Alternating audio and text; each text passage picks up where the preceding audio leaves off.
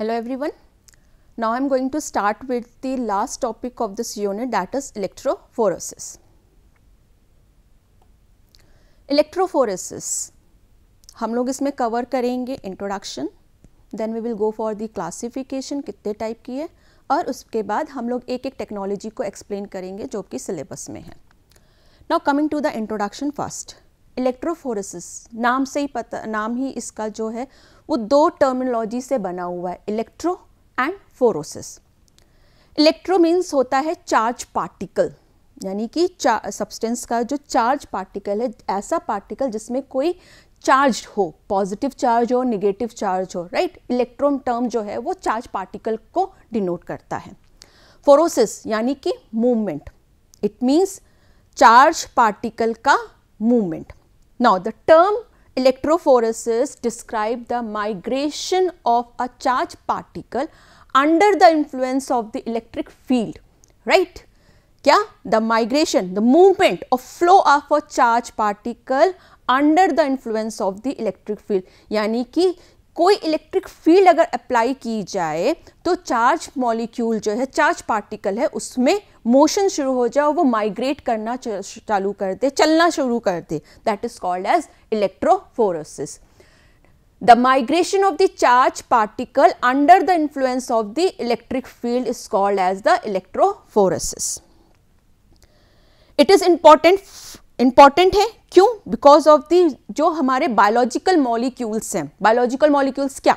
RNA, DNA, proteins, nucleotide, peptides, ये सारे जो हैं ये आयोनाइजेबल हैं, आयोनाइज्ड हो जाते हैं किसी भी पीएच पे. So these molecule are present as a electrically charge species either as a cation और एनाइन.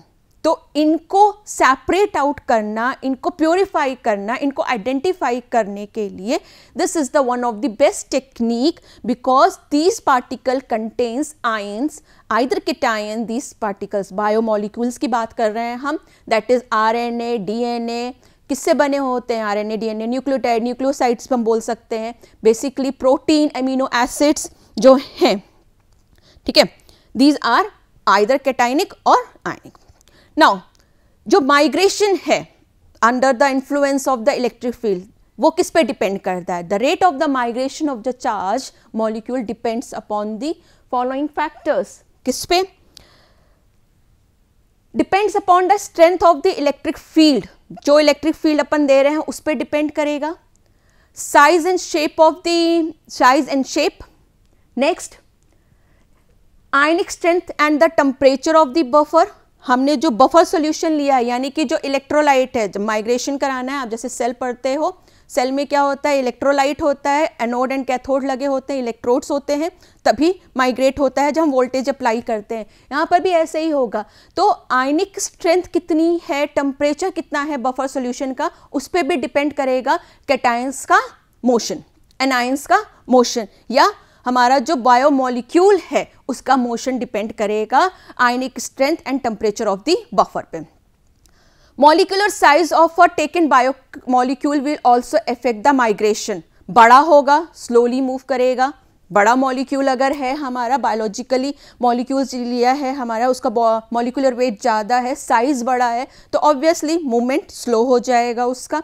और अगर स्मॉल साइज का हमारा पार्टिकल है तो जल्दी मूव करेगा. So the molecular size also affect the migration rate of the molecules या charge ion. Net charge density of taken biomolecules and the shape of the taken biomolecules. So these are the factors which affect the rate of migration of the charged molecules. Now in the process, जो भी हमारा इलेक्ट्रोफोरिक process हो रहा है, electrophoresis process हो रहा है, the large molecule, यहाँ पर मैंने आपको बताया मॉलिक्यूल साइज ऑल्सो अफेक्ट. तो जो लार्ज मॉलिक्यूल है उसको मूव करने में डिफ़िकल्टी होगी वाया द सपोर्टिंग मीडिया. जो हम स्टेशनरी फेज ले रहे हैं, जो सपोर्टिंग मीडिया ले रहे हैं, जैसे कि अगर जेल इलेक्ट्रोफोरेसिस की बात करें तो वहाँ पर जेल हम यूज़ करेंगे. वी विल सी फर्दर कि कितने टाइप के होते हैं इलेक्ट्रोफोरेसिस. तो एक सपोर्टिंग मीडिया है या फिर बफर है, वो एक सपोर्टिंग मीडिया का काम कर रहा है यहाँ पर. तो माइग्रेट करने में डिफ़िकल्टी होगी अगर हमारा मॉलिक्यूल बड़ा होगा. तो मोबिलिटी, जो मूवमेंट है वो कहलाती है इलेक्ट्रोफोरिक मोबिलिटी। आयंस की जो मोबिलिटी है इलेक्ट्रोलाइट या बफर के अंदर, जिस रेट से वो मूव कर रहा है, जिस रेट से वो माइग्रेट कर रहा है, that is called as electrophoric mobility. अगर हम इलेक्ट्रोफोरिक मोबिलिटी को डिफाइन करते हैं तो it is defined as the distance travel by the particle in 1 second under the potential gradient of 1 volt, या फिर we can say that it is defined as the rate of migration centimeter per second per unit field of the strength volt or centimeter. It is represented by mu is equal to q upon 6 pi r eta, where mu, that is electrophoric mobility, q is the net charge on the ion, जो biomolecule लिया हुआ है उसका charge, net charge on the ion, r is the ionic radius of the solute, ionic radius कितनी है solute की वो, and eta is the viscosity of the medium. Different component in a mixture will have different electrophoric mobility and hence they can be separated out. जितने भी component है x Y Z, जितने भी component हैं वो सब की इलेक्ट्रोफोरिक मोबिलिटी अलग अलग होती है। किसी भी दो कंपोनेंट की इलेक्ट्रोफोरिक मोबिलिटी सेम नहीं होती है। So they can be separated according to their electrophoric mobility. The factor which affect, that is the electrophobility को जो अफेक्ट करेंगे, that is the charge of the sample, higher the charge greater will be the electrophoric mobility. The charge depends upon the pH of the media. Size of the sample, as you can see, electrophoric mobility is inversely proportional to the r, radius, right? The radius अगर छोटा है तो mobility ज़्यादा होगी, inversely proportional है ये, ठीक है? Sample and size of the molecule. The globular protein will travel faster than the fibrous protein. Circular form में होगा, easily move करेगा, rather than the square और triangle shape का अगर molecule होगा तो वो speed move करने में problem होगा. So the shape also, यहाँ पर electrophoresis में shape क्या है sample का वो भी affect करेगा molecular electrophoric mobility के लिए. Now coming to the type of electrophoresis. Electrophoresis is broadly classified into a two category, frontal electrophoresis and zone electrophoresis. Frontal electrophoresis further divided into a two category, micro electrophoresis and moving boundary electrophoresis. एक एक करके हम लोग देखेंगे बाद में, पहले classification देखते हैं.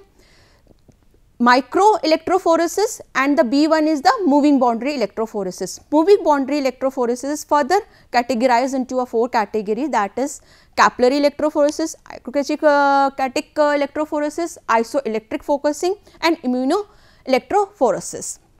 The second broad category of the electrophoresis is the zone electrophoresis, where paper electrophoresis and the gel electrophoresis is the most common. Then the C1 is the thin layer electrophoresis, which and the another one is a cellular acetate electrophoresis, जो कि बहुत कम use होती है आजकल, cellular acetate electrophoresis. एक एक करके देखते हैं. फर्स्ट हम देखेंगे frontal electrophoresis. Frontal यानी कि फ्री इलेक्ट्रोलाइट, नाम से ही पता है, फ्री इलेक्ट्रोलाइट यानी कि जो भी यहाँ पर सेपरेशन हो रहा है सपोर्टिंग मीडिया के थ्रू नहीं हो रहा है, सिंपल इलेक्ट्रोलाइट हमारे पास प्रेजेंट है जहाँ पर मॉलिक्यूल ट्रैवल करेंगे और अपने आप को सेपरेट आउट करेंगे. तो free electrolyte is taken in place of the supporting media. कोई भी सपोर्टिंग मीडिया यानी कि जेल या फिर एब्जॉर्बेंट कुछ भी यहाँ यूज़ नहीं किया है, इलेक्ट्रोलाइट यूज़ किया है. इलेक्ट्रोलाइट जो है फ्रीली सॉल्यूशन है, फ्री इलेक्ट्रोलाइट है. The separate the charge particle ranging from the molecular to the cellular dimension तक के मॉलिक्यूल्स को अपन सेपरेट कर सकते हैं. From we can separate the molecule from the molecular to the cellular dimension according to the electrolytic mobility और the isoelectric point PI या isoelectric point के अकॉर्डिंग हम इसको सेपरेट आउट कर सकते हैं. अब आती है बात कि what is isoelectric point. Isoelectric point is that pH जहाँ पर protein carries a zero charge, means when there is a, जो प्रोटीन है, प्रोटीन जब जीरो चार्ज ले यानी कि न्यूट्रल हो, that condition is called as a isoelectric point. Amino जो प्रोटीन है वो बना होता है आपका अमीनो एसिड का. Amino acid is positively and negatively charge. ठीक है. When there is a formation of a jitter ion, a ion which carries the positive and negative charge both in the same molecule and which is neutral in the nature. कब? जो amino acid जब neutral at certain pH पे, तब वो कहलाता है zwitterion, and that point is also called as a isoelectric point. जब protein जो है आपका जीरो हो, न्यूट्रल हो, कोई भी उसमें पॉजिटिव या निगेटिव कैरेक्टरिस्टिक्स ना हो, ना चार्ज ना हो, ऐसा पॉइंट जहां पर कोई भी चार्ज प्रोटीन ना कैरी करे. राइट. प्रोटीन क्यों नहीं कैरी करेगी? Protein is made up of the amino acid, और amino acid positive and negative charge दोनों तरीके की होती हैं, positive amino acid and neutral negative amino acid. एक ऐसा पॉइंट जहां पर अमीनो एसिड दोनों चार्जेस इकट्ठा करते हैं, दोनों चार्जेस को कैरी कर रहे हैं, पॉजिटिव भी और निगेटिव भी, वो आयन कहलाता है जिटर आयन, और जो पॉइंट है वो कहलाता है आपका आइसोइलेक्ट्रिक पॉइंट. इसके अकॉर्डिंग हम सेपरेट करेंगे अपना जो प्रिंसिपल है माइक्रो इलेक्ट्रोफोरेसिस का. ठीक है. अब आते हैं इसके इंस्ट्रूमेंट की बात करते हैं. तो जो इंस्ट्रूमेंट है दैट इज प्रिपेयर, ये जो आपका माइक्रो इलेक्ट्रोफोरेसिस इंस्ट्रूमेंट है, इसमें आपको दिख रहा है कि सिंपल 2 चैम्बर का बना हुआ है. The apparatus include a capillary cell, capillary cell है पतला, and 2 chamber that includes the electrodes as a cathode, one will work as a cathode and anode, and the microscope is also there. This is the microscope fix है which will observe the motion of the particles, charge particles के motion को represent करेगा. Apparatus is filled with the dilute suspension. We will close the lid after adding a sample, जिसको हमें separate out करना है sample load करने के बाद इलेक्ट्रोलाइट में, यानी कि सस्पेंशन डालने के बाद, और डायरेक्टली हम एक करंट अप्लाई करेंगे, वोल्टेज अप्लाई करेंगे. वोल्टेज अप्लाई करने के बाद क्या होगा? There will be a movement of a charge particle, and that movement will be detected by the microscope, and we will find out the velocity. We will find out the mobility of the ions. The next one is the moving boundary electrophoresis. Moving boundary electrophoresis also come under the frontal electrophoresis. यहाँ पर भी कोई भी solid media या supporting media नहीं use होगा, simple electrolyte will be used. So if we see the apparatus, again here U-shape apparatus has been used. U-shape का apparatus है जिसमें 2 limbs हैं, both carries the electrolyte. electrolyte के साथ साथ इन दोनों limbs पे एक जगह anode and the another limb is carried with the cathode. Buffer solution हमने इसमें फिल कर रखा है. Buffer solution can be filled with the arms, और फिल किया हुआ है, and not the sample will be applied. Sample हम किसी भी आर्म के थ्रू अप्लाई कर सकते हैं या फिर हम बॉटम से इसमें इंसर्ट कर सकते हैं, बॉटम प्लेट से. जब सैंपल को इंक्लूड कर देंगे, सैंपल ऐड कर देंगे, then will put a lid on that, lid लगा देंगे, and we will place that apparatus at the constant temperature at 40 degree. Detection of this and the voltage which will apply. After applying the voltage, the detection is done by the measuring the reflective index throughout the solution. Advantages क्या है? Biological active fraction can be recovered without the use of denaturing agent and in a very less concentration, 0.05 milligram पर ml के sample भी हम इससे detect कर सकते हैं. But it is not a common lab technique. Common lab technique में अपन इसको यूज़ नहीं कर सकते. रीज़न, जो रीज़न इसका है दैट इज़ की resolution between the different population of the molecules, जो बैंड्स हमारे विजिबलाइज हो रहे हैं, that can be lost due to the fluid motion. Fluid का जो मोशन हो रहा है जिसकी वजह, और हम उसके रिफ्लेक्टिव इंडेक्स डिटेक्ट कर रहे हैं, that will be a very tedious process also. जब तक हम उसको मेज़र करेंगे तब तक हमारे जो बैंड है वो डिस्टर्ब हो जाते हैं. डिस्टर्ब क्यों हो जाते हैं? Because of the motion of the liquid, fluid motion होने की वजह से. तो फिजिकल डिस्टर्बेंस हो जाता है, वेव इंड्यूस हो सकती हैं उसमें, थर्मल कन्वेक्शन की वजह से वो हमारा जो सैंपल है, जो बैंड हमारा रिजल्टेंट बैंड आ रहा है वो डिस्टर्ब हो जाता है. बहुत ही प्रिकॉशनली हम इसको यूज़ कर सकते हैं. So this is not a good technique now the day to use in the use. So it is used for the quantitative analysis for the complex mixture of the macromolecules, proteins के लिए.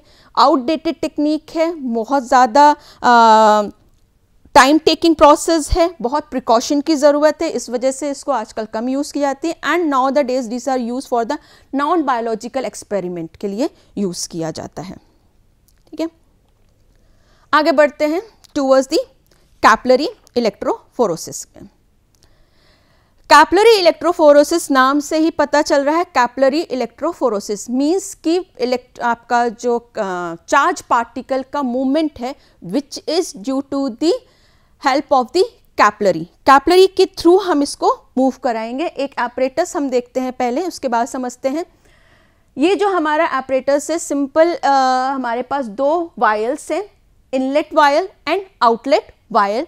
ये vial जो है दोनों connect है आपस में, इसको कनेक्ट किया गया है एक कैपिलरी के थ्रू.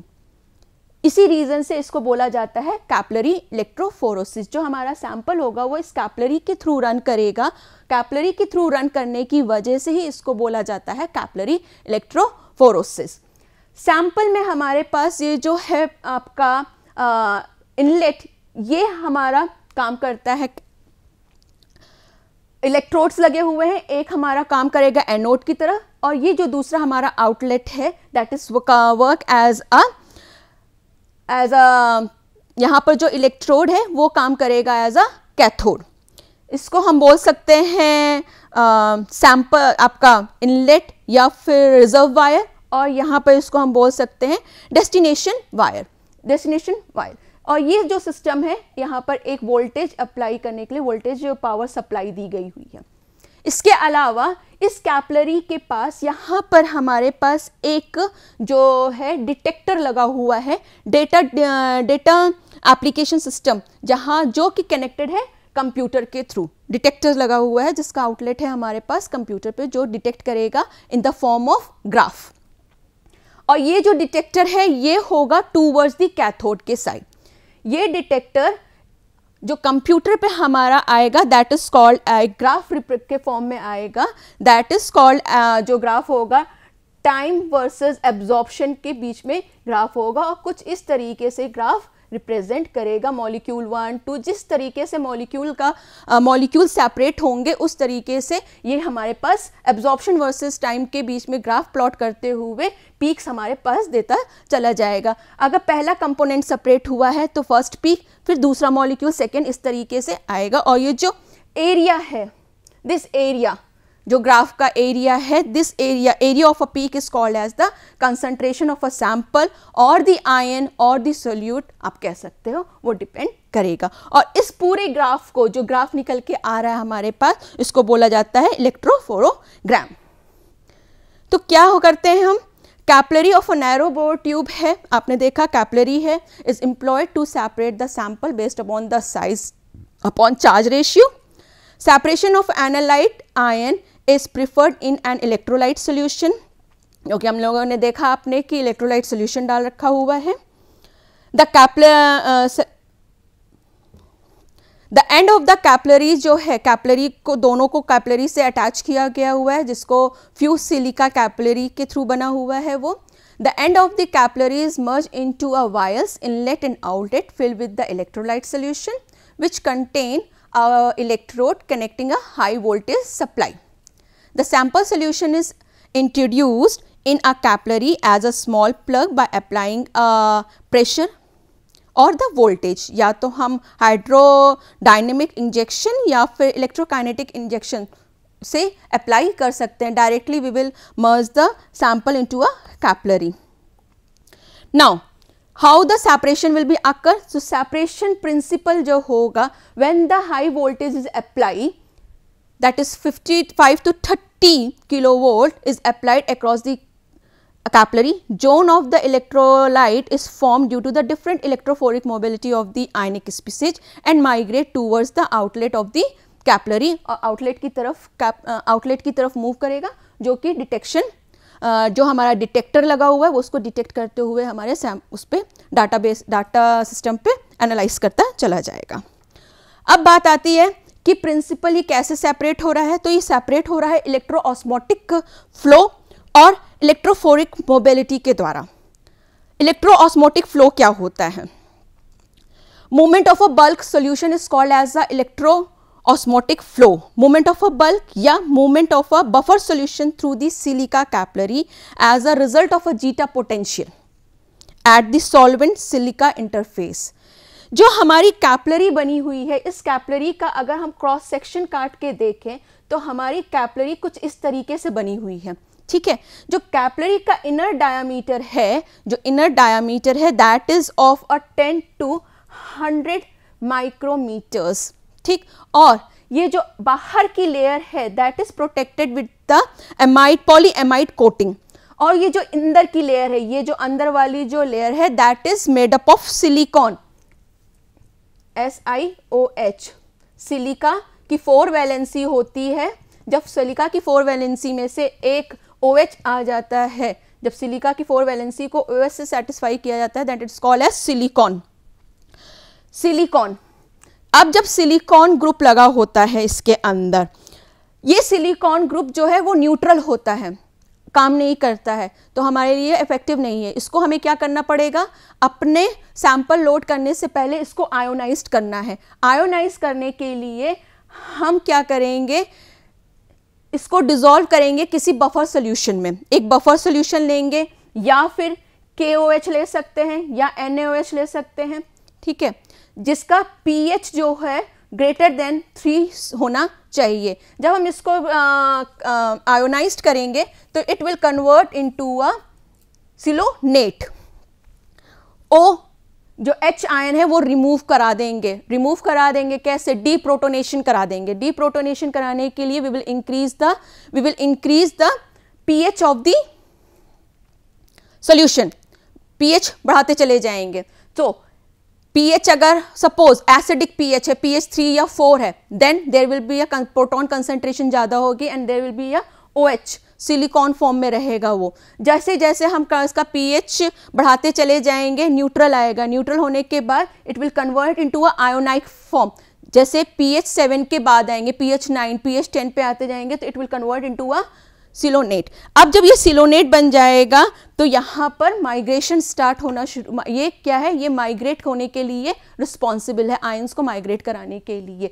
अगर हमारे पास ये एक कैपिलरी में आयन है, ये सपोज हमारा एनालाइट है, न्यूट्रल एनालाइट है, ये क्या करेगा? ये इलेक्ट्रोऑस्मोसिस के बाद जब मोबाइल फेज में आएगा, इलेक्ट्रोमोबिलिटी के लिए आएगा, तो ये हमारा H यह हो गया आपका A+, यह हमारा कैथोड, यह हमारा एनोड, यहाँ पर A-, एंड सो। तो हमारे पास जो सबसे पहले ये A2 वाला आयन है, A2+ चार्ज वाला आयन है, ये सबसे पहले मूव करके जाएगा क्योंकि इसके पास ज़्यादा कैटायंस है। ये मूव करेगा सबसे पहले कैथोड की तरफ, क्योंकि कैथोड हमारा क्या है? निगेटिव है। अट्रैक्ट करेगा तो पॉजिटिव चार्ज ये अट्रैक्ट करेगा। दूसरा जो माइग्रेट होगा वो हमारा होगा A1-। ये An- और इस A1- में क्या अंतर है? ये क्यों मूव करेगा? क्योंकि ये स्मॉल इन साइज है और ये बड़ा है इन नेचर में। जो मॉलिक्यूल छोटा होगा वो जल्दी ट्रेवल करेगा as compare to the large molecule, और इनका जो सेपरेशन होगा that is due to the electrophoric movement, यानी कि separation of a charge particle होगा। जैसे कि पहले में भी हम लोगों ने देखा, mu is directly proportional to the size of the charge particle. Now different ion can be separated when there is a charge into size ratio difference. Before reaching the end of the capillary, the separated analyte band are detected directly through the capillary wall, जो कि detectors के through as the electrophotogram की जगह develop होता चला जा रहा है। Now coming to the advantages and disadvantages. High advantages की बात करें तो हाई सेपरेशन एफिशिएंसी है, शॉर्टर एनालिसिस टाइम है, लो सैंपल कंटेंट रिक्वायर्ड है, इलेक्ट्रोलाइट कंजक्शन भी बहुत कम है, लो वेस्ट है, इजी टू ऑपरेट है, right. Now coming to the disadvantages की बात करें, due to the small diameter of a capillary tube, the heat is dispatched that cause the increased diffusion. Resolution is not always proper. Heat ज़्यादा होने की वजह से capillary के जो साइज़ है बहुत ही नैरो है, डायमीटर बहुत छोटा है, जिसकी वजह से हीट डिसिपेट होने लगती है and that cause a diffusion. That reason इस रीज़न की वजह से जो रिजोल्यूशन है, जो हम सेपरेट कर रहे हैं अपने कंपोनेंट को according to the size of a molecules, size of the charge particle और कैटायंस और anions, that is not always proper. We can not say 100% sure with this substance. The next one is zone electrophoresis. Zone electrophoresis, it involves the migration of the charged particle on the supporting media. Supporting media, paper, cellulose, acetate membrane, starch gel, polyacrylamide ले सकते हैं. The components separated are distributed into a discrete zone on the supporting media. The supporting media is saturated with the buffer solution. Small volume of the sample is applied as a narrow band at the end of this strip. Component migrate at the rate of a different rate determined by its electrophoric mobility. Produced zone are physically separated from one another. For an example, paper electrophoresis, जहाँ पर वॉटमैन paper को as an strip लिया गया है, वॉटमैन filter paper लिया गया है, strip लेके दो डिफरेंट इलेक्ट्रोलाइट की ग्लास वेसल्स हैं उनमें डिप करके यूज़ किया गया, सेपरेट किया गया by applying a voltage. Paper electrophoresis 2 types के हैं, हॉरिजेंटल और वर्टिकल, दोनों यूज़ कर सकते हैं. Now coming to the advantages, economical है, इजी टू यूज़ है. डिसएडवांटेजेस की बात करें तो it is very time taking, around 40 to 60 hours की ज़रूरत होती है. So it is a tedious process. Application, serum analysis for the diagnosis purpose के लिए, muscle protein, egg protein, milk protein, different type of protein को analyse करने के लिए यूज़ किया जा सकता है इसको. Certain components such as protein, hydrolytic molecules cannot be resolved due to the different proteins, snake and insect venom can be also analyzed by these technique, this electrophoric technique. This was all about the electrophoric techniques. The gel electrophoric technique will be continue into the next lecture. Thank you.